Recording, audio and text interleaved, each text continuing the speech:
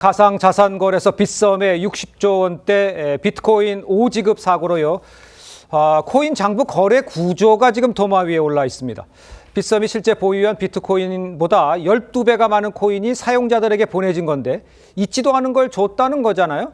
애초 이게 어떻게 가능했던 건지 좀 설명을 좀 필요해 보입니다. 말씀하신 대로 있지도 않은 돈을 지급했다. 이게 가장 큰 문제인데 왜 네네. 이런 일이 발생했냐면 지난 6일입니다.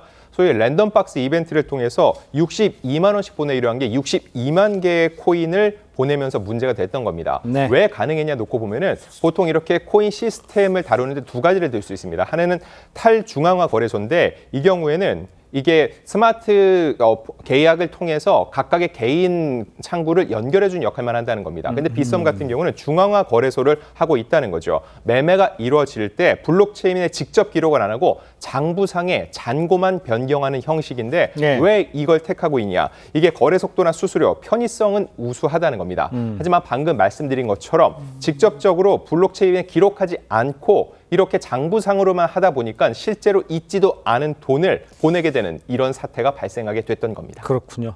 그런데 이제 이른바 이 돈 복사 우려가 나오고 있잖아요. 누군가 고의로 장부에서 코인을 생성해서 유통을 해도 사실 이용자들은 알아챌 방법이 없다는 겁니다. 실제로 빗썸 내부 장부에서 오류를 교정할 수 있는 시스템, 이게 지금 없는 걸로 파악했다는 거 아니에요? 그러다 보니까 예. 실제로 빗썸이 가지고 있는 비트코인이 46,000개인데 그러니까요. 요번에 전체적으로 62만 개를 지금 주는 형식이 돼버린 거 아닙니까? 네. 그러니까 총 62만 원 한도 내에서 주려고 했던 거를 62만 개를 줬다라는 거는 62억 원이죠, 그러니까. 예. 62억 원인가? 62만 개니까 얼마야 이게? 예.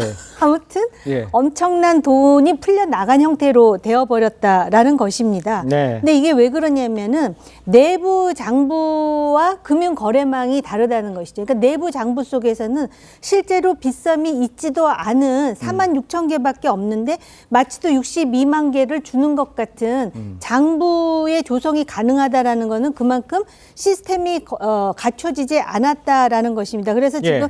금융감독원에서도 이게 지금 직원의 잘못이라 그러는데 사고 경위가 무엇이고 과연 그러면은 이용자 보호 조치, 지금 패닉셀러에서 빨리 팔아갖고 손해본 사람을 지금 뒤늦게 어떤 식으로든 보상을 해준다고 하는데 예. 그것도 그렇고 지금 거의 다 회수가 됐다고 하지만 99.7%가 회수가 됐다라는 거는 100여 개가 아직 회수가 안 됐다는 거거든요. 예. 근데 100여 개면은 100억 원이 넘는다는 겁니다.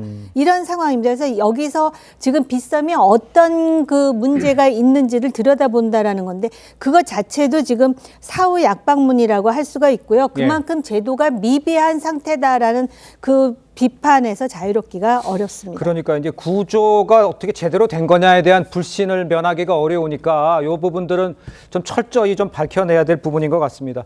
자, 이런 가운데 빗썸에서도 이번 사고로 손해를 본 이용자들에 대한 보상하는 좀 발표를 했긴 했어요. 예, 말씀하신 것처럼 지난 그러니까 6일 오후 7시 반이었어요. 45분 사이에 네네. 이 사고가 발생했잖아요. 그때 당시에 이제 당첨금을 지급받았던 사람들 중에 비트코인이 지금 뭐 몇천억 대의 비트코인이 들어오니까 그걸 바로 거래한 사람들이 있었는데 그 사람들이 예. 싼 값에까지 비트코인을 파는 바람에 상당히 비트코인 가격이 8,100만 원까지 떨어졌거든요. 그러니까 아무 지금 이 사건과 관련 없이 비트코인을 갖고 있던 빗썸 거래소 이용자 같은 경우는 왜 이 갑자기 떨어지지? 그 완전히 공포에 휩싸여 가지고 같이 매도한 사람들이 있었을 거 아닙니까? 예. 그 사람들에 대한 피해를 어떻게 할 것이냐 이 부분인데 일단 지금 빗썸에서는 그 사람들이 손해본 부분은 완전히 전부 다 차익을 다 보존을 하고 거기다 플러스 알파로 10%까지 추가 보상을 준다는 것이고요. 네네. 그리고 또 사고 시간대에 접속했던 이용객들 모두에게 2만 원을 보상을 하고